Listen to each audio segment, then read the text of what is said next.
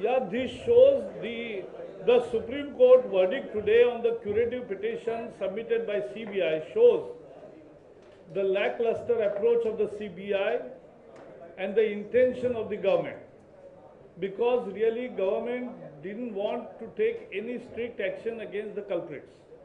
They allowed Anderson to go scot-free. They gave him VIP treatment, gave the government aircraft, and allowed him to flee the country.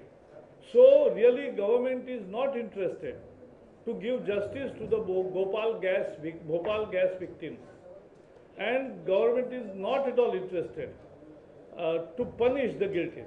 And that is what has happened today with the ill-prepared curative petition. It was thrown by the Supreme Court.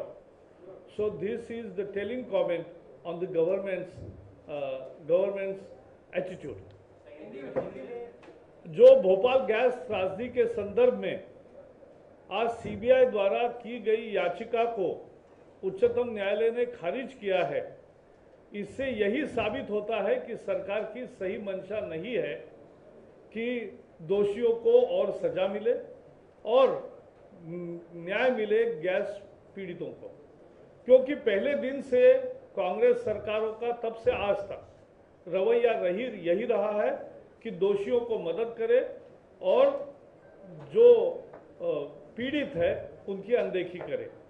तो पहले चरण में उन्होंने Anderson जो मुखिया यहाँ आया था यूनियन कार्बाइड के, उनको सरकारी विमान से सरकारी मेहमान बनाकर भारत से भागने दिया और बाद में 14 साल सोते रहे, और अब 14 साल के बाद वो जाग उठे केवल लोगों के दबाव में, और वो भी एक खानापूर्ति के तहत क्यूरेटिव पिटीशन किया, जो खानापूर्ति कोई उसमें दिल नहीं था सरकार का, और इसलिए उच्चतम न्यायालय ने उसको खारिज किया, वो लीगल स्क्रूटनी को स्टैंड नहीं किया।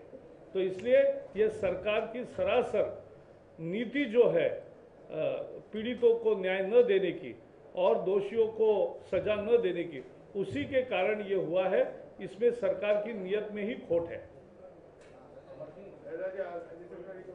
डिसिप्लिनरी कमेटी क्या हुआ? कल मीटिंग हुई थी, कल मीटिंग होनी थी, हुई थी? नहीं हुई?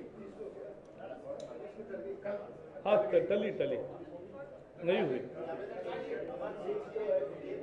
अमर सिंह के टेप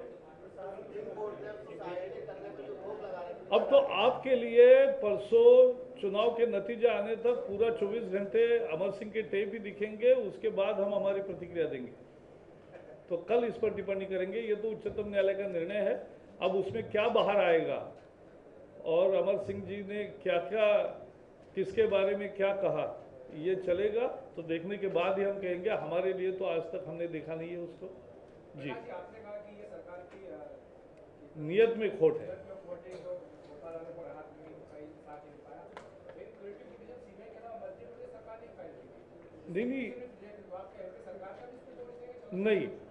नहीं, ऐसा है। ये जब यहाँ पहले निर्णय आया कोर्ट का, उसके बाद जो जनता का आंदोलन बना, जिसमें मध्य प्रदेश सरकार ने सकारात्मक पहल करते हुए गैस पीड़ितों को तुरंत न्याय मिले, इसके लिए वहाँ के जो मंत्री है उसके विभाग के संबंध में, तो पूर्व मुख्यमंत्री गौर जी वो यहाँ आके दबाव बनाए बैठे और उन्होंने उनके हक में फैसले करने के लिए सरकार पर लगातार दबाव बनाया, केंद्र सरकार।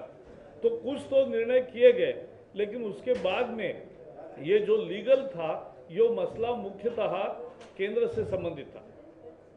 तो दोनों के रिजेक्ट हो गए। नहीं, दोनों का रिजेक्ट हुआ। एक का अगर होगा तो दूसरे का होता ही है। आपका तो कम से कम इफेक्टिव होना चाहिए। नहीं, ऐसा नहीं होता ना, वो अलग नहीं हो सकता, क्योंकि सीबीआई ने जिस तरह से इंक्वायरी की है और जहां तक लाके केस खड़ी की है वही लड़खड़ाई है, और इसीलिए ये परिणाम भुगतना पड़ा है।